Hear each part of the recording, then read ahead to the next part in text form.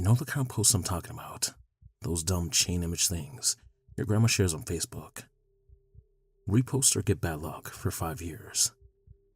I've always figured they were just bait for attention or engagement, nothing more. But yesterday, after waking up, I saw one that stopped me cold. It was from my cousin Meg. We haven't spoken in a while, but we grew up close. Both raised by single moms, just a few streets apart. She's sharp, skeptical, has a big social media following. Definitely not someone who'd fall for viral garbage. Her post said, "You've been chosen to see something beautiful. Share now to opt out." Attached was a photo of an elderly hand with grotesque, overgrown fingernails, clutching a stitched, homemade faceless doll in torn, army green overalls. In the background were more dolls, all faceless, all dressed differently, standing upright in a concrete room, tinted by a green haze. In the corner of the frame, you could see part of a wrinkled, balding man's face. Just one wide, unblinking eye. And it looked gleeful. I felt a chill crawl down my spine. Not just because of the photo, but because Meg posted it. I clicked on her profile, confused. After a long buffer, the post was gone. Refresh. Gone. No trace of it. I told myself she realized how weird it was and deleted it. Still, I couldn't shake the image. I kept checking back, but nothing new appeared. I mustered the energy to get out of bed and threw on a dirty college sweatshirt and went to walk my dog, Biscuit. I had a nagging headache and didn't really care how I looked. The fresh autumn air in New England usually clears my mind. The orange and yellow leaves, the soft crunch underfoot, the smell of chimney smoke. I used to love this season, but lately I felt hollow, like I'm watching life through frosted glass. Biscuit is one of the only things that brings me joy anymore. We weren't far into the walk when I ran into my neighbor, Jeff. He's usually the type to corner me with boring car talk, but today he knelt down and hugged Biscuit like a child seeing his dog after years away. I almost smiled. Then he stood up and said, "Wait here, I've got something for him." He opened his car and pulled out a small toy. Biscuit grabbed it eagerly, but then Jeff looked at me. Slow, sadistic smile creeping across his face. "I heard you've been chosen," he whispered. I looked down. Toy in Biscuit's mouth was the doll. Same green overalls, same stitched body. My stomach turned. For a split second, I felt euphoric. Like seeing a dream I forgot I had. I remembered me and Meg at the beach when we were kids, laughing, soaking wet from chasing waves. It was so vivid. Then Jeff's grin shattered the moment. I grabbed Biscuit, left the doll on the sidewalk, and bolted. Back home, I lay down, hoping to sleep off the headache. I was just starting to drift asleep when I heard a knock. The postman stood there with a certified envelope. Needed a signature.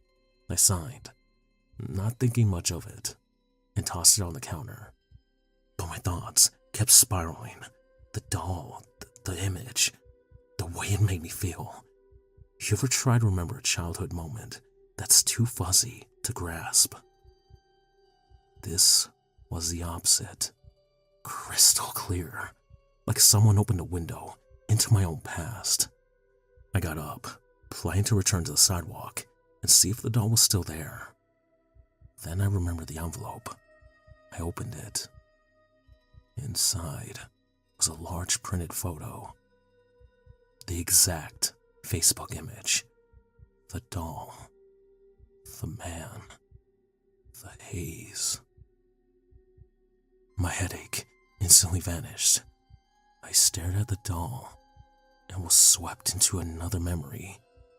Me and Meg at a snowy bus stop, laughing hysterically as my brother Tommy slipped on the ice. I'd forgotten that moment even existed, but it was real. I could feel it. Tears filled my eyes. What a beautiful memory. Then I tore the photo to shreds. My headache came roaring back, worse than ever. I dropped to my knees, clutching my temples. Then my phone rang. I jumped up, but sighed when I saw it was just my mom. Except, she was hysterical. Laughing? Crying? I couldn't tell. She asked if I saw the news about my cousin. My stomach twisted. Which cousin? I asked. Silence. Which cousin, Mom? Long pause, then finally. You know exactly who. A call cut off. Heart racing, I opened up Facebook. For the first time, Meg's profile had an update. Photo. Meg's dead body. She was wearing green overalls, sitting in that same concrete room, but this time, multiple rotten dead bodies in the background. The wrinkled man was there, just his forehead and hand, but this time the hand was wrapped entirely around Meg's waist. A smoking revolver sat on the table, and a bullet was lodged into her forehead. Her eyes were rolled back. She was smiling. The same sadistic smile Jeff had. My phone slipped from my hands. When I looked up, an old, brittle man was rocking slowly in the chair across my living room. He was shaking something in his hand. The doll. But this time it was dressed like me. I collapsed in front of him, overwhelmed. And then I saw it all. Every moment of my life, playing out in perfect clarity. My mom's warm smile as I was born. Running wild in the neighborhood as a kid. My first heartbreak. Graduating.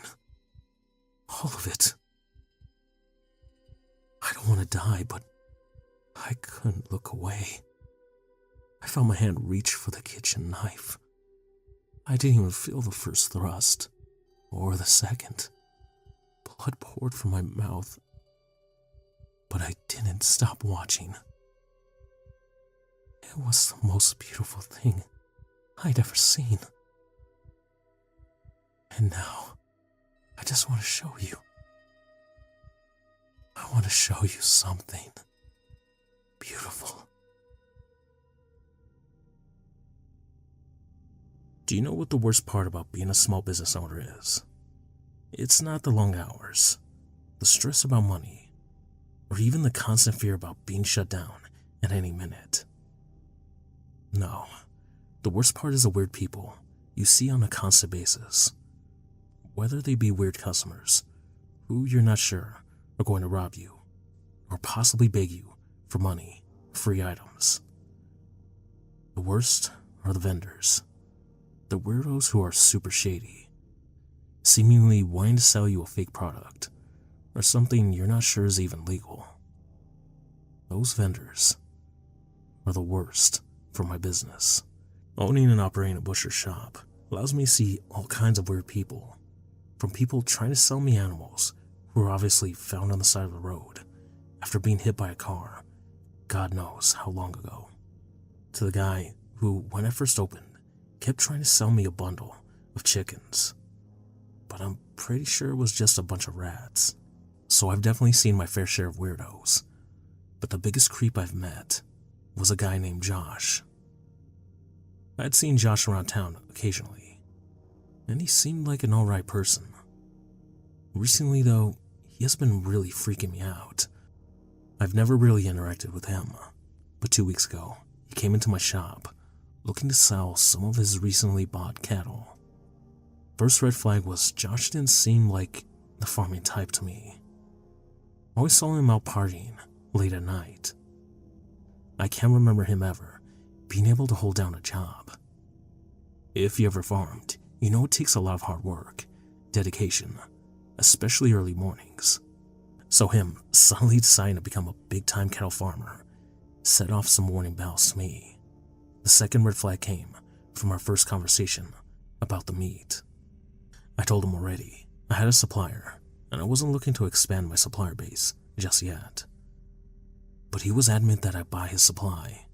Come on, at least let me bring in a couple of steaks for you to try. Don't make your decision just yet. Give me a chance.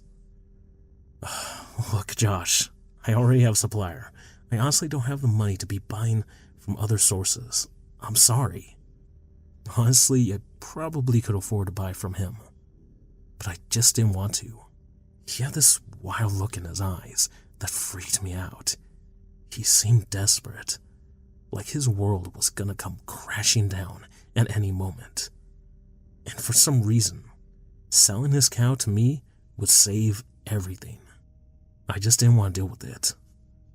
Please, man, I'll sell them to you for cheap. I just really need you to give me a chance.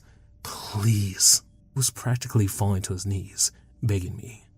I looked around my shop, looking to see if anyone was seeing this. The shop was empty besides Josh and I. Alright, look, if I agree to try your steaks, will you please get the fuck up and get out of my fucking shop? I outwardly tried to remain calm, well freaking out inside. There was no one in the shop to witness what was happening, so I just wanted him to get out of there quickly before something happened. Yes, thank you so much, Rob. You won't regret this, I promise. He was practically shouting as he got off his knees and basically ran towards the door. I'll get them to you next week, I promise. Thank you so much for this opportunity. I just smiled and waved as he exited the shop. As soon as the door closed, I saw him walk beyond the window sight. I let out a small breath that I had subconsciously been holding in. Oh, fuck. What have I got myself into? I said aloud to myself, quickly trying to settle my shaking hands and fast-beating heart. Over the next week, I kept trying to put Josh and his steaks out of my mind. I kept repeating the mantra, if I forget the meeting, hopefully he'll forget the meeting. Sadly, my mantra didn't help. Exactly 1 week after our initial meeting, Josh walked in the front doors of my shop and with a big grin, plopped a sack on my front counter. Here they are, he exclaimed, with a cheeriness I've never seen from someone who looked so broken not too long ago. The greatest steaks you will ever try.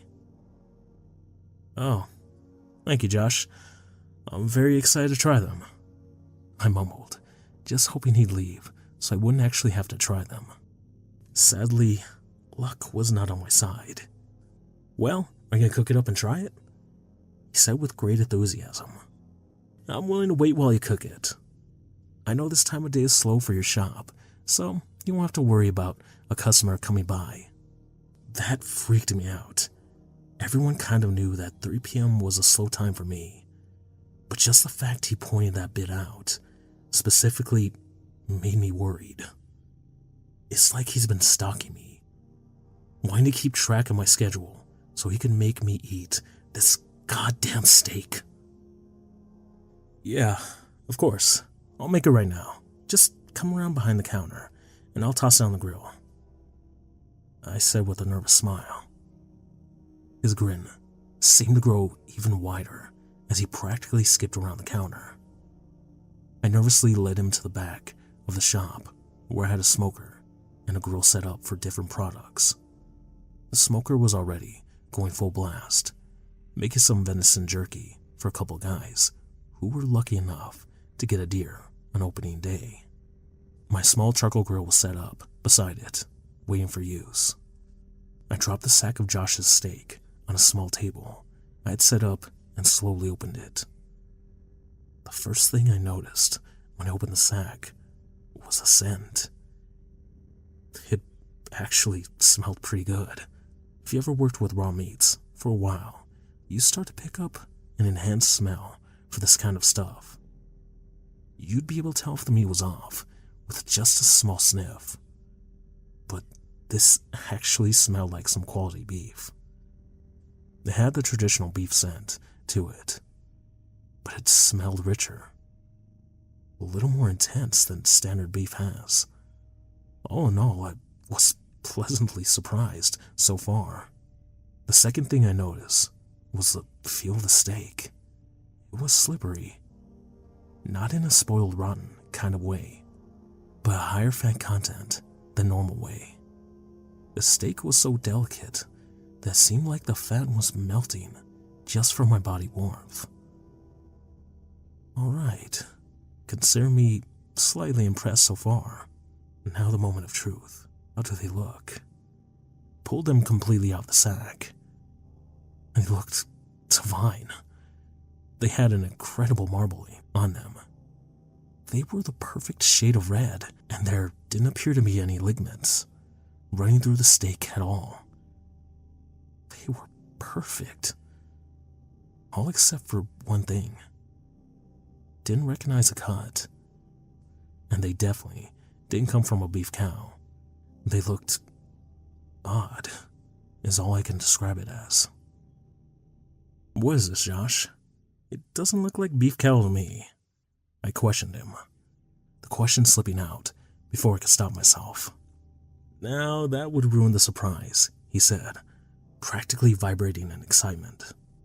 All I can tell you is that it is 100% cow, he added with a wink. Well, that didn't help my nerves at all, but he was watching me intensely, so I reluctantly threw it onto the grill. We watched the steak cook for a couple minutes, both of us just silent. So, did you see that another person went missing recently? Josh asked out of nowhere. The police think there's a serial kidnapper going around. That's some scary stuff. Why in the hell is he bringing this up now? I asked myself. No, didn't see that. That's really scary, is all I could muster in response. Yeah, it's wild. They don't even know what the kidnapper looks like, he said, still watching the steak cook. It could be anyone. Who knows? Could even be one of us. I was watching him as he laughed. He glanced at me as he was laughing. Did he just wink at me? Did I just imagine that? I don't know anymore. My mind started racing with different possibilities. Is Josh trying to say something? Is he trying to hint that something will happen if I don't accept his deal? My mind raced. I was seriously freaked out. I looked at Josh and saw that he was saying something, but I couldn't understand him with all the thoughts rushing through my mind. I had to get out of there, is all I thought. I tried to think of things that would get me out of the situation. But I had an idea, but I wasn't sure if it would work. I needed to try anyway. I had to get away from him. Hey, I'm gonna go grab something from the freezer, real quick, if you could just watch the steak. I said, trying not to sound panicked. Oh yeah, no problem.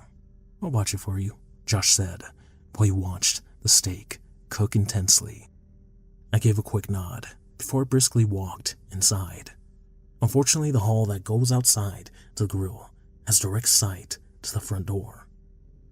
Great when there's customers, but awful when you're trying to sneak away from guys named Josh. The freezer was the first door on the right when you enter from outside. I quickly opened the door and entered. I quickly racked my brain, trying to think of ways to escape. But other than making a run for it, my mind was drawing a blank. I quickly glanced out the door and saw that Josh was standing by the grill. I turned around and took stock of what I had in the freezer. Some boxes, some shelves for storage, and then the curtain that blocks off the butchering area. I quickly walked to the curtain and went to open it.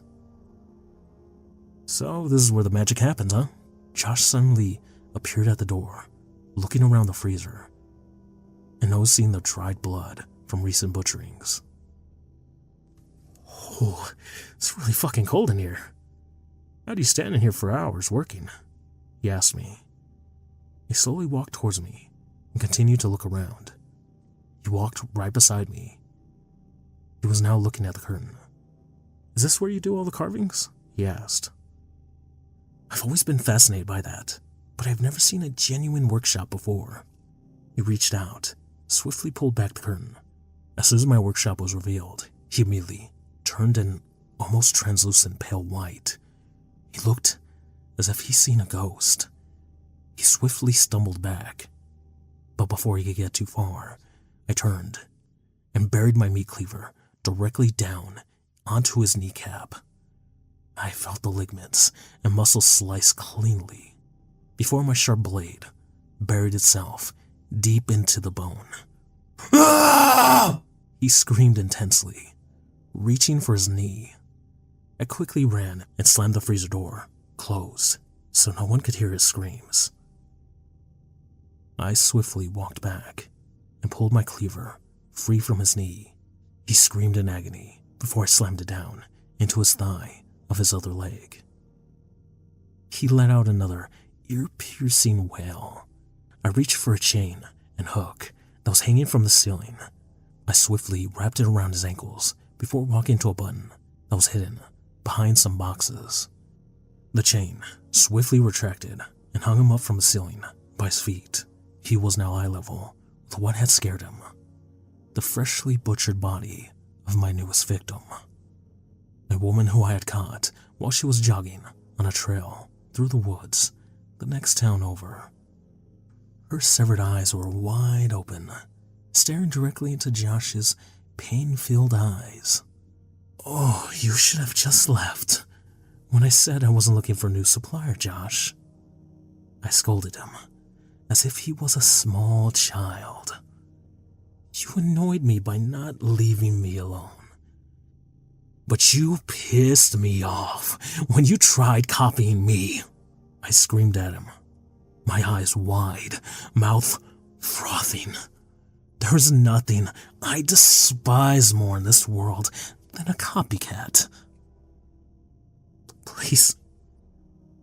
I don't know what you're talking about. I don't mean to annoy you. I wasn't copying you. He wailed, his tears dripping to the floor. Please, just let me go. I won't tell anyone. I promise. Please, please. He was begging me now. What do you mean you weren't copying me? That meat was off. You brought me one of my victims. You were threatening me, I said, as if speaking to a small child. That meat was from a Holstein. A fucking dairy cow. He screamed back. I wasn't threatening you. I was just trying to break the silence. Please let me go. Huh. Dairy cow meat. That's interesting. I'll have to keep that in mind, I said while thinking about it. That was actually interesting use for them, especially if they're all that tasty looking. Will you please let me go? I have a family. Please, please, I won't tell anyone. I swear to God. He was begging, crying. Ugh. I hate when they do that. Sorry, Josh. No can do, I said with a smile. Don't worry. I'll make it quick. Wait. Schlip. The sound of my knife cutting his throat silenced his last words. I watched as the blood drained out of his throat. Some went up his nose, some covered his eyes, but it all eventually went down the drain, just underneath him. Now, back to today. A week after Josh, I made a new item that has been selling like crazy. Word got out about a new kind of sausage I made. I told everyone how one night I suddenly got the idea to taste dairy cow meat, and it was incredible.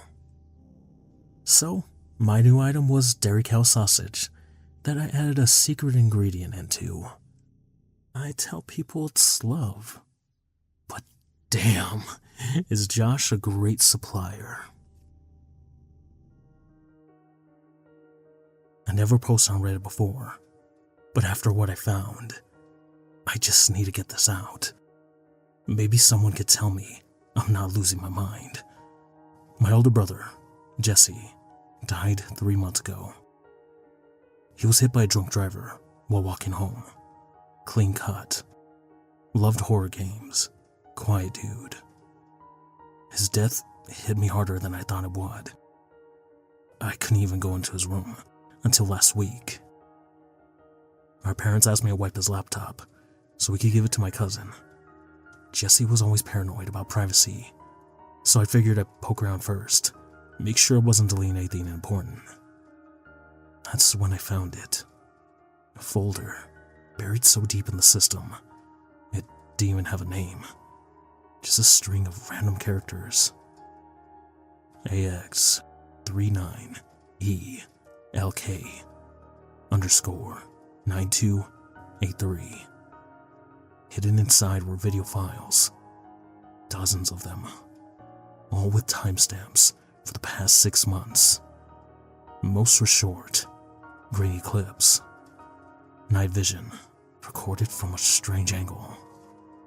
It took me a while to realize. They were of me. Sleeping, eating, watching TV. The videos were taken from somewhere inside our house. Angles that don't make sense. Above my bed, behind the couch. One was even from inside the bathroom mirror. I felt sick. I ran through the whole house, looking for hidden cameras, tearing apart the walls.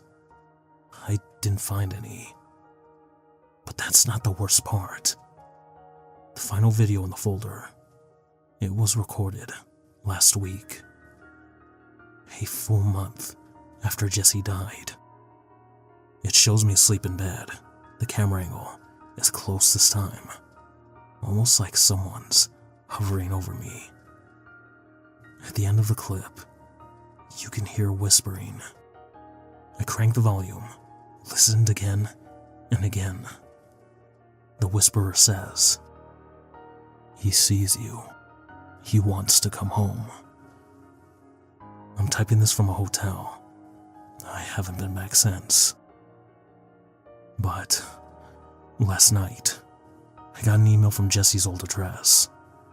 No subject, just one attachment. A new video. It starts with static, then slowly fades into an image. My hotel bed. I'm in it, sleeping. I used to laugh at people who said their houses were haunted. You know, the usual stuff. Flickering lights, strange noises in the night, objects moving on their own. I thought it was all just a mix of paranoia and an overactive imagination. But then, something happened in my own house. And I'm not so sure anymore. I had just moved into this old, 2-story home in a quiet, suburban neighborhood. The place wasn't anything special. 1950s architecture. Hardwood floors that cracked when you walked. And an attic that the previous owners said they never used. They said it was just for storage, but it looked like they haven't set foot up there in decades. The first few weeks were uneventful. I'd come home from work, make dinner, and settle into my new life. But then one night, I heard something. A faint scampering noise, like wood rubbing against wood. At first, I brushed it off as a house settling. It's old after all. But the sound didn't go away. In fact, it started getting louder and more intense. It was coming from the attic. I'm not proud to admit that I ignored it for a few days. I didn't want to know what was up there, and honestly, I assumed it was just a rat or something. But then, one night, the noise changed. It wasn't a scraping sound anymore. It was more like footsteps. Slow, deliberate footsteps, pacing back and forth above my bedroom ceiling. That night, I couldn't sleep. I just lay there, staring at the ceiling, listening. I kept telling myself that it was my imagination, that old houses make weird noises all the time. But deep down, I knew something wasn't right. The next morning, I decided to check it out. I grabbed a flashlight, pulled down the rickety attic ladder, and climbed up. The air up there was thick with dust, and the wooden beams groaned under my weight. It was exactly what you expect an old attic to look like. Boxes piled in the corners, cobwebs hanging from the rafters, and that strange, musty smell. But there was nothing unusual. No signs of animals, no broken windows where something could have gotten in. Nothing. I figured I must be hearing things, but as I turned to leave, something caught my eye. On the far side of the attic, partially hidden behind an old dresser, was a small wooden door. I hadn't noticed it before. It was about 3 feet high, like a crawlspace door, with rusted hinges and a thick padlock hanging from it. I didn't like the look of that door. There was something about it that made my skin crawl, but curiosity got the better of me. I walked over to it, bent down, and tried the padlock. It was solid, unmoving. I gave the door a shove, but it didn't budge. The thing was sealed tight. I left the attic that day, trying to put it out of my mind, but the footsteps didn't stop. In fact, they got worse. It was as if something, or someone, was pacing right above me. Night after night, sometimes it sounded like 2 people walking in sync, their footsteps echoing through the house. Then the knocking started.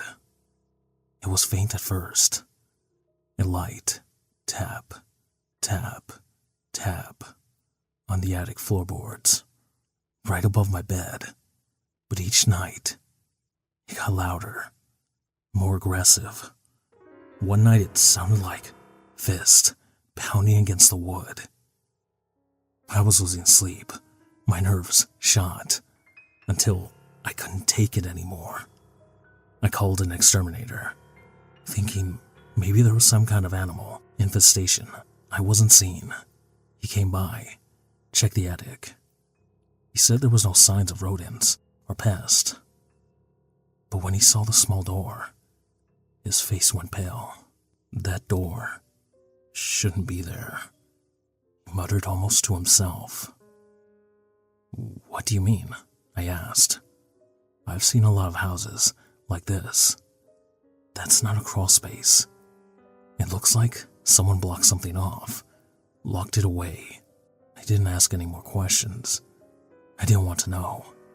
After he left, I tried to forget about the attic, but the knocking, the footsteps, it all kept getting worse. I even tried sleeping in a different room, but it didn't matter. The sounds followed me. Finally, I've decided to do something I've been avoiding since the day I moved in. I called a locksmith. When he arrived, I brought him up to the attic and pointed to the door. He looked at me like I was crazy. "You sure you want to open this?" I nodded.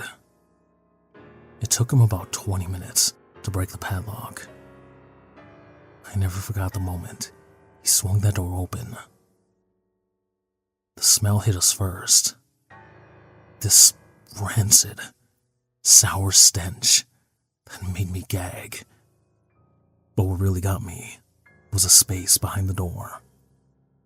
It wasn't a crawl space. It was a small room, barely big enough to stand in, with no windows, no light, and dirt-covered walls. On the floor, I saw it. A small, wooden rocking chair, turned over on its side. I didn't stick around after that. I grabbed a few essentials and left that house within the hour. I sold it at a loss a few months later to a guy who didn't ask too many questions. But sometimes, at night, you still hear it. That faint sound of footsteps pacing back and forth just above my head. I live in an apartment now. No attic. But the sound, it follows me. We weren't supposed to find it. Nobody was looking. It was just another routine data check from the guy at telescope, quietly mapping positions and brightness of celestial objects. My job at the observatory was simple: process the endless stream of numerical data into something meaningful. The anomaly at first appeared as a faint, persistent inconsistency in brightness levels from sector 18 BL, a dark, unremarkable region of space. Sure, minor anomalies typically faded away, but this one endured, subtly beckoning for attention. We directed ground-based telescopes toward the coordinates to investigate further. Initial observations were disappointingly indistinct, merely an irregular patch drifting silently through deep space. Just debris, we assumed. Yet, as high-resolution images accumulated, something deeply unsettling emerged. It was a body, an enormous humanoid figure adrift in the void, disturbingly lifelike, yet unmistakably lifeless. Its limbs trailed softly behind it, slackened by unseen cosmic currents. Elongated and hauntingly graceful. Most disturbing was its face. Stark, almost human, yet profoundly empty. Indentions marked eye sockets, shadow depressions that seemed to hold an infinite depth of emptiness. It gave the unnerving impression of familiarity, as if we weren't looking at something alien, but at something hauntingly recognizable. This familiarity shook us deeply. Among ourselves, in whispered tones, we began calling it God. Compiled by a morbid echo of humanity's oldest writings, God created man in his own image. If humans reflected the image of their creator, then what dreadful truth did this colossal, human-like figure imply about our origins? Distinguished researchers soon arrived. Experts from NASA, ESA, CERN, and notably representatives from the Vatican Observatory. Their silent gravity unsettled us even further. The Vatican's involvement implied that this discovery had struck at the core of humanity's understanding of itself, raising questions they feared to voice aloud. Those who viewed clear images of the entity began experiencing acute psychological distress, deep anxiety, unshakable dread, nightmares that replayed endlessly, visions of adrift in boundless emptiness beside that enormous, silent figure. Colleagues withdrew from the project. Some resigned quietly, unable to bear the relentless mental burden. A special, collaborative operation was arranged, involving several of Earth's most advanced telescopes, including the James Webb Telescope. The mission: to acquire a final, conclusive image.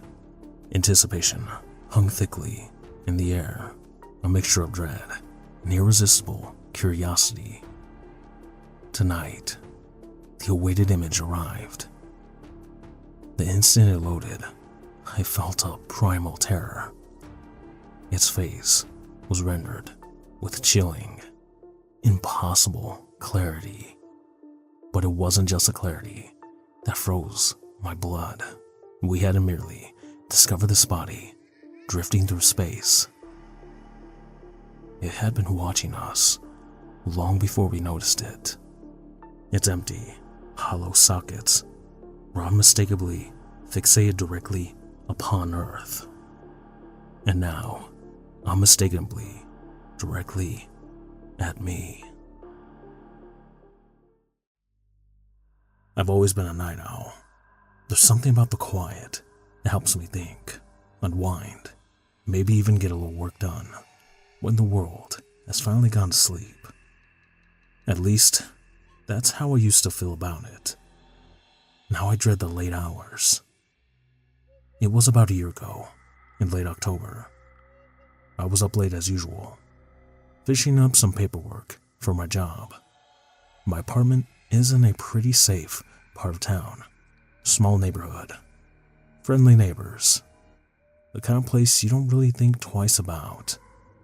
I had my windows cracked open, just a bit, to let the cool air in. The kind of breeze that makes everything feel a little cozier inside. It must have been around 2 a.m. when I heard it. Tap, tap, tap. At first, I didn't think much of it. Maybe it was a tree branch or something. I went back to my work, but then I heard it again. Louder this time. Tap, tap, tap. It was coming from the window right next to my desk. I froze. It wasn't windy, and there were no trees close enough to my window to reach it. The tapping was deliberate, like someone was testing to see if I would notice. I looked over, expecting to see a bird, or maybe some animal. But there was nothing. Just the thin curtains, fluttering with the breeze. But then, it came again. Tap, tap, tap. This time, it was slow. Almost rhythmic, like someone was waiting for me to answer. Now, I've always been a rational person. I told myself it was just a weird coincidence. Maybe the pipes or something. Still, I got up and looked out the window, carefully peeling the curtain back. Nothing. The streetlights cast a dim glow over the empty sidewalk outside, and everything was still. But something didn't feel right. You know that sensation when you know someone's watching you. It felt like that, like eyes were on me, but there was no one there. I shook it off, convinced myself I was just tired, and sat back down at my desk. I kept working, but I couldn't shake the unease. Every now and then, I glanced at the window, half expecting something to be standing there, staring in at me.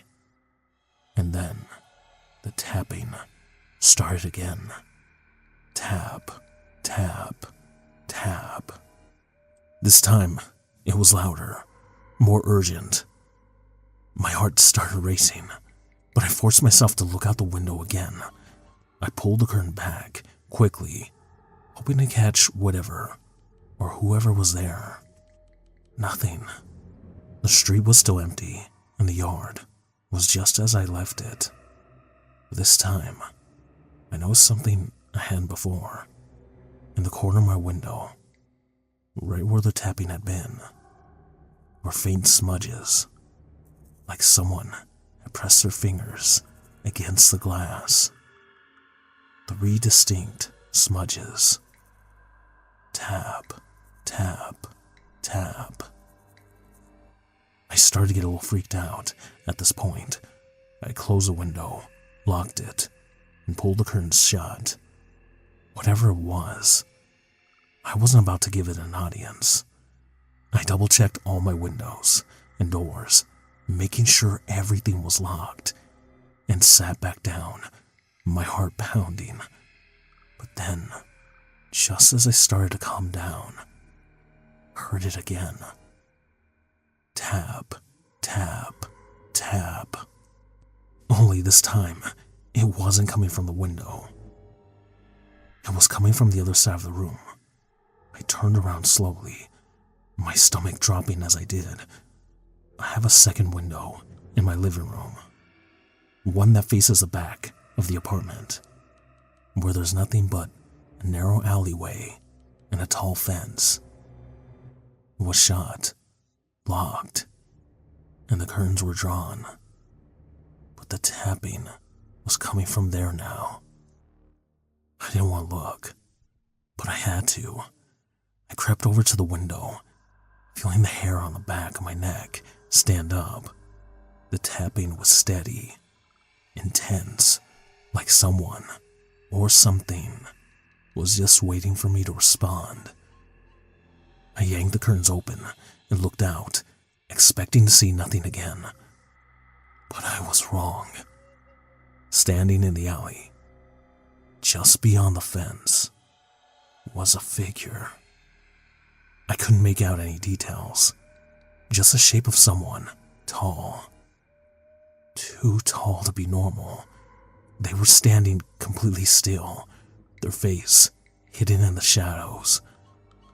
But the worst part, their hand was raised, slowly tapping against the window with long, thin fingers that shouldn't have been able to reach that high.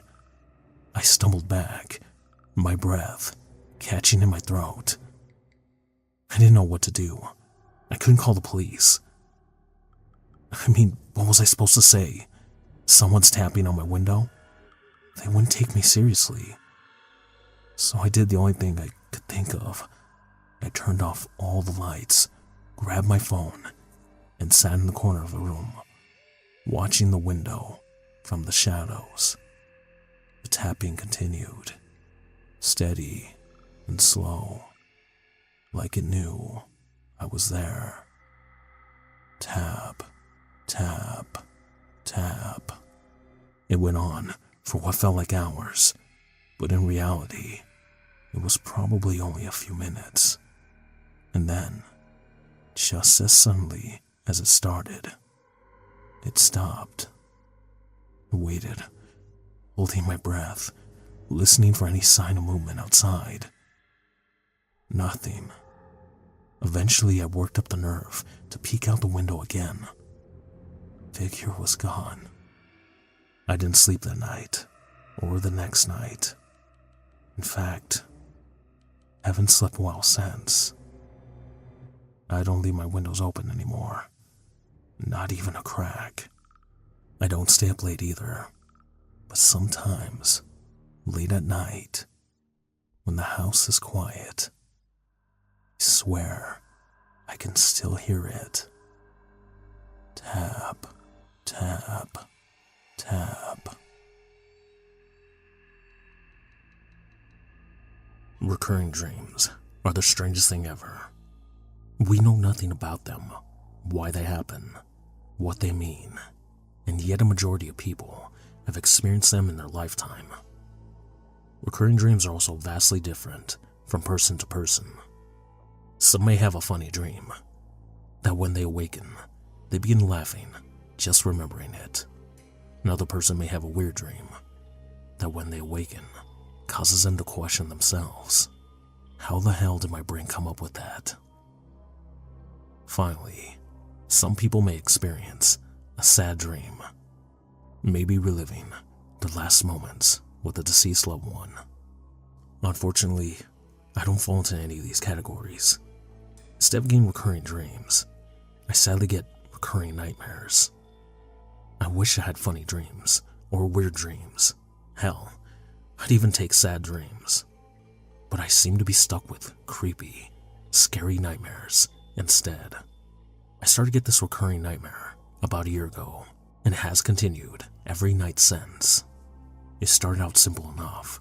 I would find myself in a long, dark hallway. The only light I could see would be at the far end of the hallway. The light came from 2 torches on either side of a heavy-looking wood door. In this dream, I would walk down the hallway until I would reach the door. The dream would end when my hand would reach up and go to push open the door. I never got to see what was on the other side of the door. Until 2 weeks ago, that is.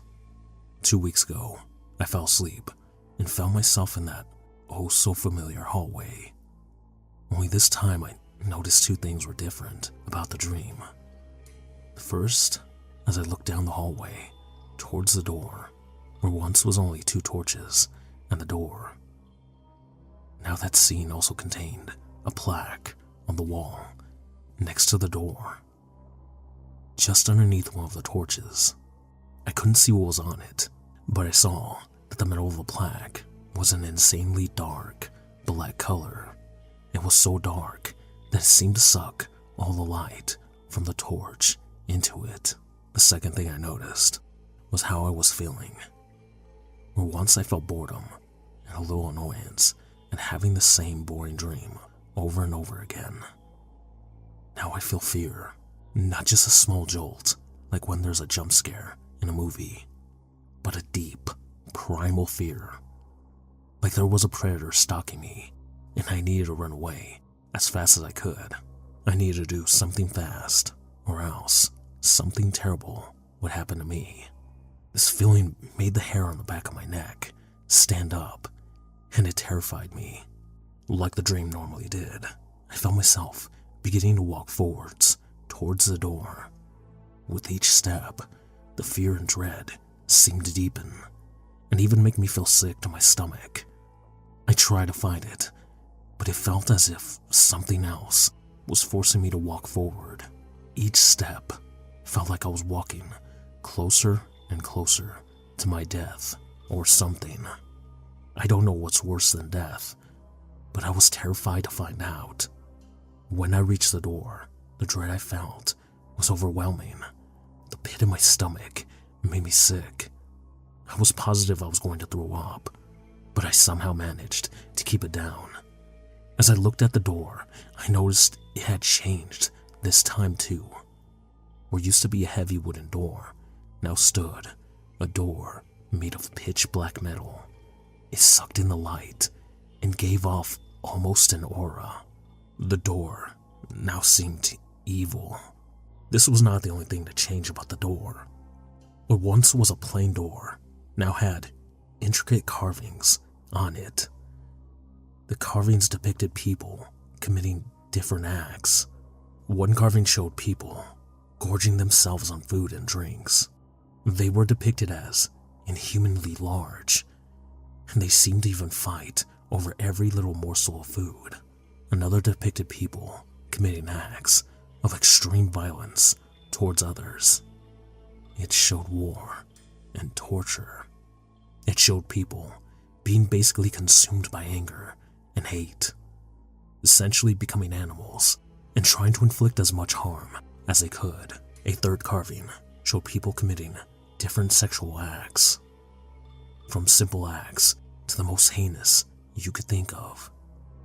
It showed everything from simple acts of lovemaking to terrible acts like necrophilia.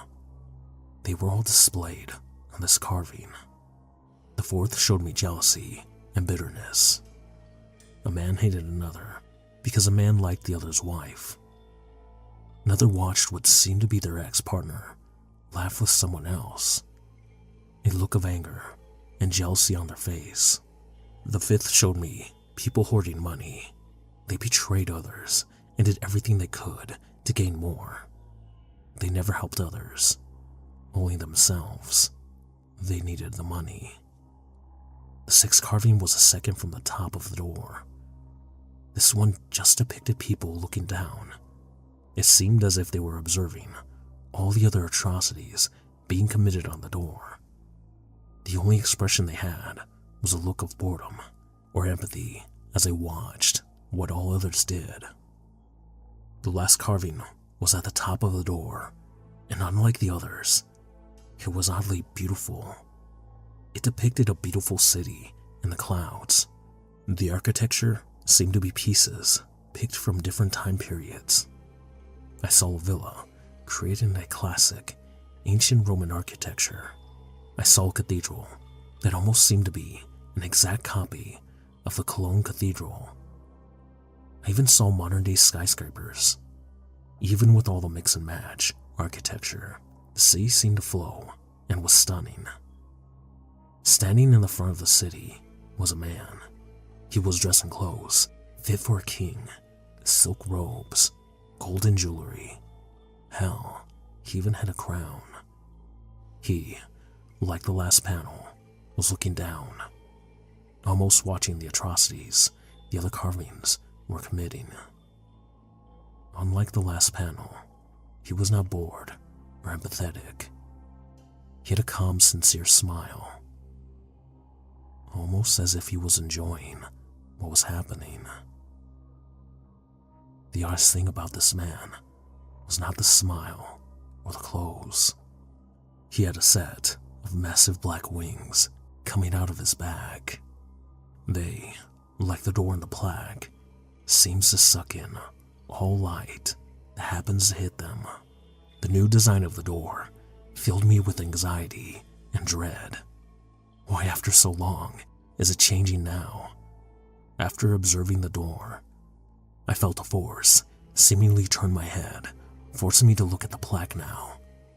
It was simple, pitch black metal, with no designs on it. In place of designs, there was writing. Lasciaran speranza, voi ciclet. I did not recognize what language it was written in, but all I know is that, as soon as I saw it, it had a huge effect on me. It seemed as if all hope I had of waking up and getting out of this dream just left. It was as if all my hope abandoned me, and I was now stuck in this reality. I felt tears run down my cheeks as I felt myself suddenly start moving again. I felt my head turn back towards the door and watched as my hand slowly raised and reached for the door. I tried to force myself to stop, but it was as if something was in control of my body, not myself anymore. I looked around, trying to find something, anything that could help. I felt myself touch the door and searched even more frantically. As I felt myself slowly opening the door, I looked up, and just for a second, I saw something. At the top of the door, the carving of the man who was in front of the city and looking down was now looking directly at me. He still had a smile, but now it was more sinister, evil. It was even demonic. The door opened, and instead of waking up like I normally did, and like I was wishing would happen, I found myself in a new room. It was dark. I could only make out the stone floor and some candles in what I assumed was the center. There were 3 candles arranged in a big triangle on the floor, but their dim light did not reveal what was in the room with me. As I felt myself walk forward, I felt like I was being watched. There was something in the shadows staring at me, observing me, like they were a predator and I was a prey. I slowly felt myself move until I was in the center of those candles. I tried moving, but I was still frozen. "Well, I was wondering when you would finally visit me." A voice called out from the shadows. The voice I heard, I can only describe as perfect. It was deep, but not too deep. Masculine, but not too masculine. It had a slight accent, but I couldn't place it. Maybe slightly Middle Eastern. The only way to describe this voice is to imagine the perfect male voice, and that's what it was. "I kept inviting you, but then you would leave immediately. That really hurt my feelings," the voice said with a hint of amusement and fake hurt. "I'm glad you accepted my invitation finally." The voice seemed to be coming from everywhere. It was on my right, then left, then right in front of me. But the scariest was when it came from right behind me. It was so close, I could feel his breath in my ear, his hand on my shoulder. All I could do was look forward and pray that I would wake up soon. "Oh, I'm sorry, but that won't work down here," the voice said in a mocking way. "But I will reveal myself so we can talk business." The voice came from right in front of me. As if materializing from the darkness, he appeared. The only way to describe him, just like his voice, is perfection. He had long gold hair, as if light itself had become hair and rested itself on his head. He was tall, around 6.5 feet tall. He was in perfect shape, broad shoulders, muscular arms. He was as if perfection came to life. He was dressed in white robes that seemed to be made of silk or some other lavish material. The most striking thing about him were his eyes.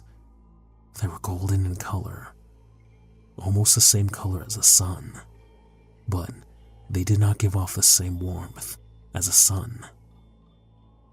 They seemed to stare right through me, as if he was looking directly at my soul, evaluating it, judging if it was worthy or not. It terrified me. As I observed him, I realized he looked eerily similar to the man in the carving. He did not have a crown or wings, but other than that, they were basically twins. He smirked at me, as if reading my mind. "And then another life, maybe," he said, like he was trying to make a joke. But I heard bitterness and anger behind his words. "Anyways, I need you for something," he said, looking at me in excitement. "All I need you to do is sign this contract." Out of nowhere, he pulled out a scroll, and it looked old, ancient almost. As soon as I saw it, the dread I felt turned to terror. I don't know what that contract was. All I knew was that I needed to get away from it immediately. He held up the contract, and I felt my hand slowly being forced to raise towards it. When he saw that, his smile grew. It was more than what was humanly possible. It became more sinister. It seemed to force more of his face into the shadows, giving a more evil look. His eyes seemed to flicker from gold to deep pitch black. I tried to force any part of my body away. I couldn't control myself. I started to cry even harder. I couldn't touch that contract. I tried to pray. I apologized for everything I did in life. I promised that I would become a better person if I got out of there. As I prayed, the man's smile started to drop. He started to look more and more annoyed. As I continued to pray, I started to feel the control return to me. My hand started moving away from the contract. The man's smile was now replaced with a snarl. He started to growl like an animal. "No, this one is mine," he growled out, his eyes now pitch black. He started to move closer to me. I kept moving my arm back, but he seemed to move faster and faster. Right as he was about to force the contract to my hand, there was an incredibly bright flash of light. I felt warmth, peace, and safety all around me as the light flashed even brighter. I heard the man give an inhuman scream before I suddenly jerked awake in my bed. I was sweating profusely. I was shaking. My breath was ragged, as if I just all-out sprinted a marathon. I jerked around, looking for the man, but as realization settled in that I was back in my room, I started bawling. I let out cries of terror and agony as a dream settled in, and I realized I was actually safe at home. Over the next 2 weeks, I didn't have that recurring dream. The first couple of nights, I was afraid to fall asleep. I would stay up until I basically passed out from exhaustion. When I realized I wasn't having that recurring dream anymore, I was ecstatic. For the first time in over a year, I dreamt normal dreams. I dreamt of my family, my mother and father. Even my grandparents were there. It was a nice dream about them because they had passed away a while ago. They always seemed to try and tell me something, but when I woke up, I could never remember what they said. It's exciting to have normal dream problems, like not remembering them again. Last night, I dreamed of a trip my parents, grandparents, and I took to the beach when I was a kid. I remember that trip being really hectic. I even dreamt about my grandparents yelling for me when I was in the water. They seemed frantic, trying to tell me something, but like the last couple of times, when I woke up, I either couldn't hear or just couldn't remember what they said. Tonight I lay down for bed, ready to dream about all the good times I had with my family again. I laid my head down, closed my eyes, and with a smile, I drifted off to sleep. When I opened my eyes, I was in a familiar hallway again. As soon as I saw the dark door, I felt terror. Tears filled my eyes. I felt myself being forced down the hallway. All I could do was scream and cry in my head. I didn't want to be here. I wanted my family. Please, God, don't let the man be here. As I got closer to the door, my tears fell quicker, and I felt sick. I thought I was going to throw up, but I couldn't. My body was basically shut down as the outside force controlled me like a puppet on some strings. I saw the carvings on the door, the many people committing atrocities, seemingly mocking me. I saw my arm raise up and open the door. My heart stopped as I saw the man immediately once the door was open. He was standing by the candles with a disarming smile on his face as I was forced to walk to the center once again. His eyes were once again a golden color, but once again they were filled with evil intention. "Well, that was a rude exit, wasn't it?" he asked me, the smile on his face dropping slightly before it grew once again. "Hopefully this time we won't have any interruptions."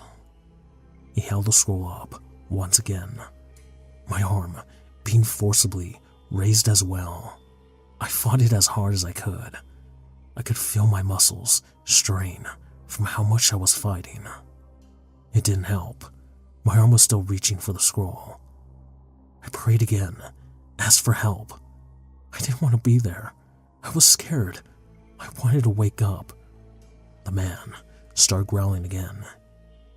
He was getting angry. Right as I was about to touch the scroll, there was another flash of bright light. I was ecstatic. I cried tears of joy. I was safe. The man growled deeply. It looked like he was being pushed back. No. I refuse to let you take him again, he yelled out, his voice deepening, becoming almost demonic sounding. I closed my eyes as the light became even stronger.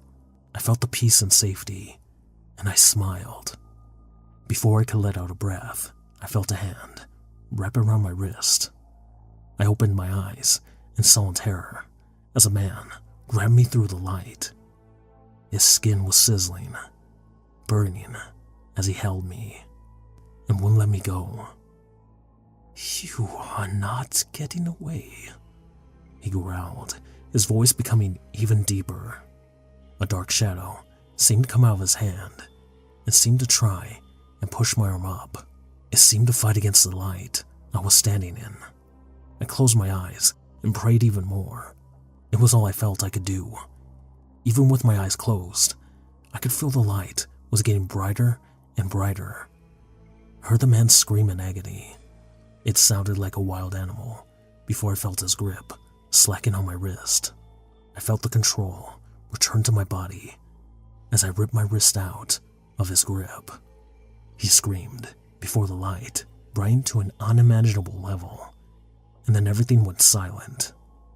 When it faded, I opened my eyes and saw I was in my room once again. I cried tears of joy. I thanked God, Jesus, and every holy figure I could think of for getting me out of that dream.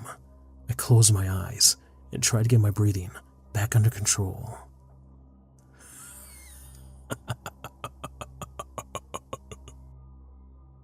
I told you, you were mine. I heard that deep voice ring out.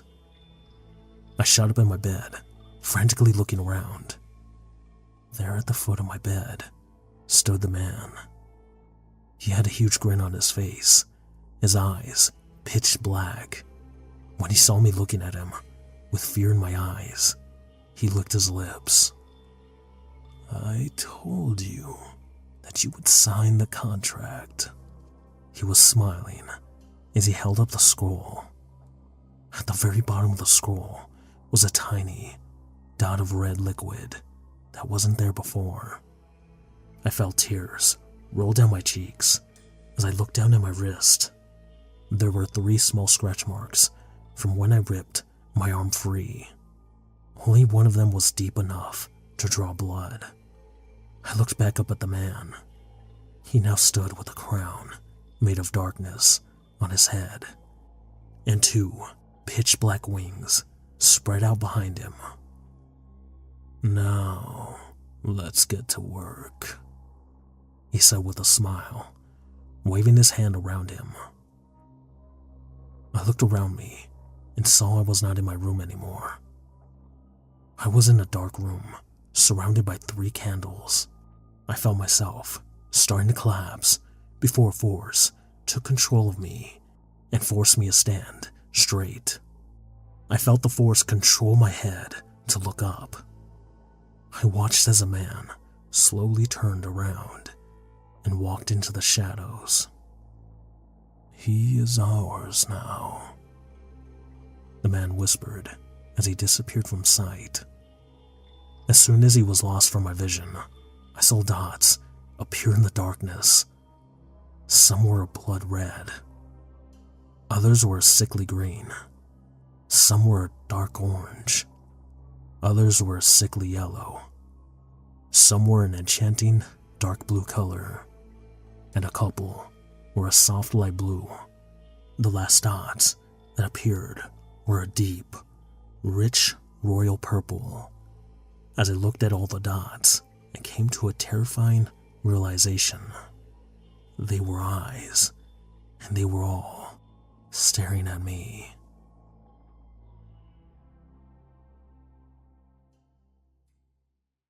thank you all for joining me tonight. Seriously, I thank you all for watching all the way till the end of the video. It seriously helps out the channel, especially since we've done a drastic rebrand of doing true stories now to fictional stories. And on that note, please support all the amazing authors on this channel or in the horror community. Seriously, they've doing some amazing work. Thank you to all the authors that allowed me to narrate their stories. There are many more videos to come. The schedule is going to be once a week, every Friday, 7 p.m. Mountain Time. So if you're coming back for more, I appreciate if you stop by next week. Same time, same place.